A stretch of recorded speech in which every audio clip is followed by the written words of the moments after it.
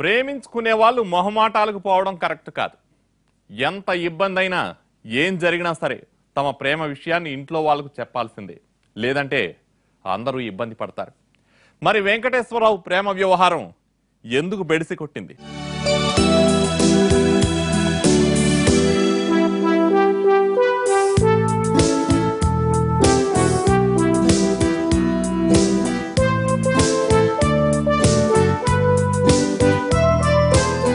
అనుకున్నట్లుగానే ఇంట్లో వాళ్ళు సంధ్యాదేవితో పెళ్లి ఫిక్స్ చేస్తూ ఉండడంతో వెంకటేశ్వరరావుకి ఏం చేయాలో పాలుపోలేదు.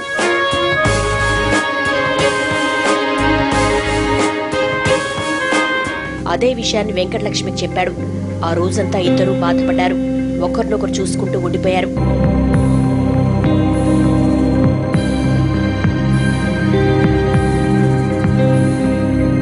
ఏదైతే జరగకూడదని ఇన్నాళ్ళు అనుకున్నారో అదే జరగబోతోందా?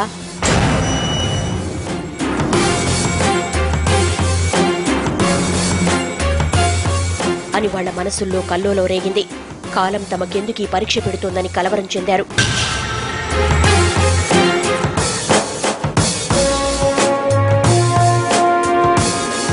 నువ్వేం చేస్తావో ఏమో, ఎలాగోలా మన విషయం మీ వాళ్లకు చెప్పు, నేను మా వాళ్లకు చెబుతాను. ఒక్కటి మాత్రం మరిచిపోకు, నువ్వు లేకుండా నేను బతకలేను, చావైనా బతుకైనా నీతోనే అని ఏడుస్తూ చెప్పింది వెంకటలక్ష్మి. ఊరుకో ఊరుకో, నేను మాత్రం నువ్వు లేకుండా బతకగలనా? నీకు అన్యాయం చెయ్యను. వీలు చూసుకుని మన విషయం ఇంట్లో చెబుతాను, వాళ్ళను ఒప్పించి నిన్నే పెళ్లి చేసుకుంటాను అని మాటిచ్చాడు.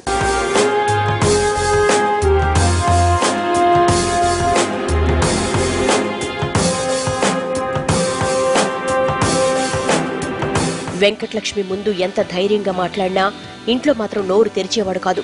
తన విషయం చెప్పాలంటేనే వణికిపోయేవాడు. అమ్మా నాన్నలేమో పెళ్లి పనుల్లో పడ్డారు. ఎవరెవరిని పిలవాలి, ఎంతమంది వస్తారు, ఎంత ఖర్చు అవుతుంది, వాళ్ల హడావుడి వాళ్లది. ఇలా రోజులు గడిచిపోయాయి.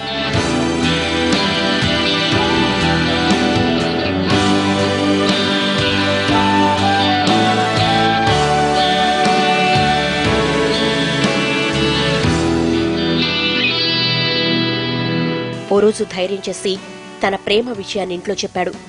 నాన్న, నాకీ పెళ్లి ఇష్టం లేదు, నేను అమ్మాయిని ప్రేమిస్తున్నాను,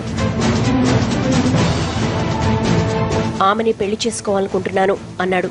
అంతే, దేవేందర్రావు ఇంతెత్తున లేచాడు. ఏమన్నావు? ప్రేమిస్తున్నావా? ఓవైపు మేము సంధ్యతో నీ పెళ్లికి ఏర్పాట్లు చేస్తుంటే నువ్వేమో ఇంకెవరినో చేసుకుంటానంటే ఎలా? అయినా సంధ్యకేం తక్కువ, అందంగా ఉంటుంది, ఎంతో అణుకువైన పిల్ల, పైగా నీకు మరదలే. మీ ఇద్దరికి పెళ్లి చేయాలని మేమంతా ఎప్పటినుంచో అనుకుంటున్నదే కదా. ఇప్పుడు నువ్వు పెళ్లి చేసుకోనంటే వాళ్ల ముందు మేము తలెత్తుకోగలమా? ఇదిగో ఇప్పుడే చెప్తున్నా, 6-100 నువ్వు సంధ్యను పెళ్లి చేసుకోవాల్సిందే, లేదంటే చెప్పు, ఇప్పుడే నుయ్యో గోయో చూసుకుంటాం అంటూ మండిపడ్డారాయన. ఆ పిచ్చి పిల్ల నీపై ఎన్ని ఆశలు పెట్టుకుందిరా, ఇప్పుడు నువ్వు కాదంటే తన పరిస్థితి ఏమిటి? ఊళ్ళో వాళ్ళంతా ఏమనుకుంటారు? వాళ్ల ముందు మనం తలెత్తుకు తిరగగలమా?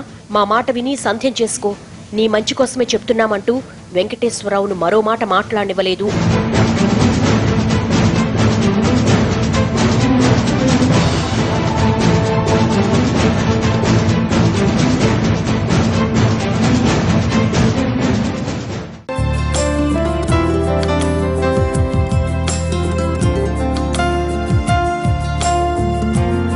సంధ్యాదేవితో పెళ్లైన రోజున వెంకటేశ్వరరావులో ఏదో తెలియని బాధ. చుట్టూ బంధువులు, స్నేహితులతో ఆ ఇంట్లో పండుగ వాతావరణం ఉన్నా అతడు మాత్రం ఒంటరయ్యాడు. మనస్సు లోతుల్లో గూడు కట్టుకున్న బాధను లోలోపలే అణిచేసేందుకు ప్రయత్నించసాగాడు. తన విషయం సంధ్యకు తెలియకుండా మేనేజ్ చేశాడు. అనుకున్న దానికంటే గొప్పగానే పెళ్లి చేశామనుకుని సంతోషపడిన వెంకటేశ్వరరావు తల్లిదండ్రులు తర్వాతి కార్యక్రమాల్లో తలమునకలయ్యారు. వెంకటేశ్వరరావుకు మాత్రం మనసులో లేదు. ఓవైపు ప్రేయసి ఆలోచనలు, ఆమెతో తిరిగిన రోజులు, ఇచ్చిన మాటలు గుర్తుకొస్తున్నాయి.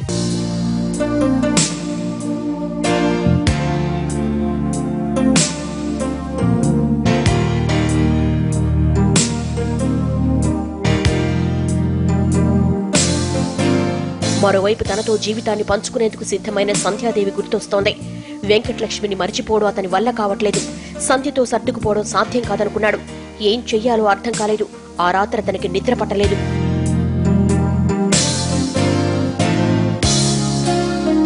ప్రేమ వ్యవహారం తెలియని సంధ్య మాత్రం తన బావతోనే తనకు పెళ్లైనందుకు ఎంతో సంబరపడింది.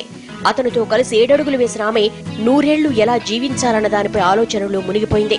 ఇన్నాళ్లు తనలో దాచుకున్న చిన్ని చిన్ని ఆశల్ని మళ్లీ మళ్లీ గుర్తు చేసుకుంటూ ఊహల్లో తేలిపోయింది.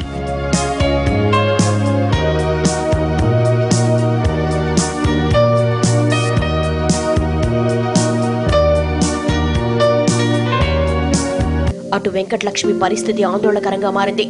తానేదైతే జరగకూడదని ముక్కోటి దేవతలను మొక్కుకుందో అదే జరిగిపోవడంతో కన్నీటి సంద్రమైంది.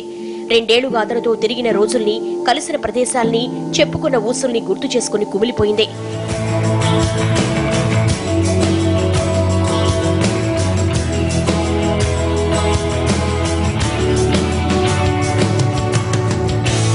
అప్పటి మధుర క్షణాలన్నీ ఆమె కళ్ల ముందు కదలాడాయి, మనస్సును కకావికలం చేశాయి. ఒక్కసారిగా అతను లేని ప్రపంచం ఆమెకు నరకంలా తోచింది. ఈ బతుకు బతికే కంటే చావడం మేలనుకుంది.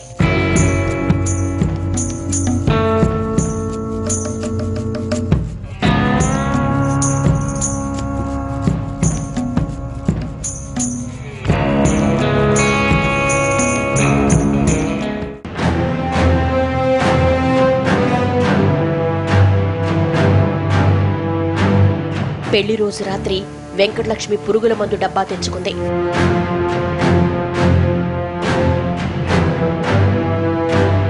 అందరూ నిద్రపోయాక తన గదిలోకి వెళ్లి తాగేందుకు సిద్ధపడింది.